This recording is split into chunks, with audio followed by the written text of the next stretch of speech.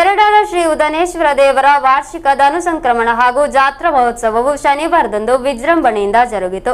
ಗಡಿನಾಡ ಕನ್ನಡ ಸಾಹಿತ್ಯ ಸಾಂಸ್ಕೃತಿಕ ಸಂಘದ ವತಿಯಿಂದ ಸಾಹಿತ್ಯ ಗಾನ ನೃತ್ಯ ವೈಭವ ಕಾರ್ಯಕ್ರಮ ನಡೆಯಿತು.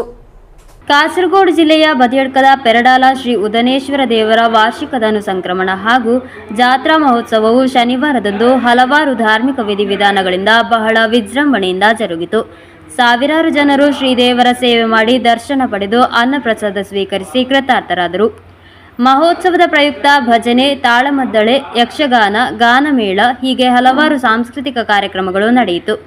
ಈ ಸಂದರ್ಭದಲ್ಲಿ ಡಾಕ್ಟರ್ ವಾಣಿಶ್ರೀ ಕಾಸರಗೋಡು ನೇತೃತ್ವದ ಗಡಿನಾಡ ಕನ್ನಡ ಸಾಹಿತ್ಯ ಸಾಂಸ್ಕೃತಿಕ ಸಂಘ ರಿ ಕಾಸರಗೋಡು ಸಂಸ್ಥೆ ವತಿಯಿಂದ ನಡೆದ ಸಾಹಿತ್ಯ ಗಾನ ನೃತ್ಯ ವೈಭವ ಕಾರ್ಯಕ್ರಮವು ನೆರೆದಿರುವ ಬಹುಸಂಖ್ಯೆಯ ಕಲಾ ಪ್ರೇಕ್ಷಕರನ್ನು ಭಕ್ತಾಭಿಮಾನಿಗಳನ್ನು ಮನರಂಜಿಸುವಲ್ಲಿ ಯಶಸ್ವಿಯಾಯಿತು.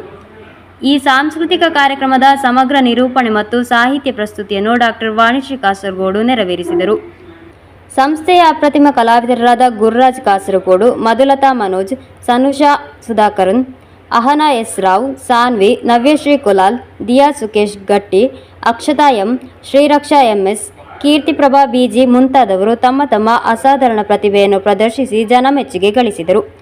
ಭಾಗವಹಿಸಿದ ಎಲ್ಲ ಕಲಾವಿದರಿಗೆ ಸಂಸ್ಥೆಯ ವತಿಯಿಂದ ನೆನಪಿನ ಕಾಣಿಕೆಯಾಗಿ ಗೌರವ ಸ್ಮರಣಿಕೆ ಫಲಕ ನೀಡಿ ಗೌರವಿಸಲಾಯಿತು.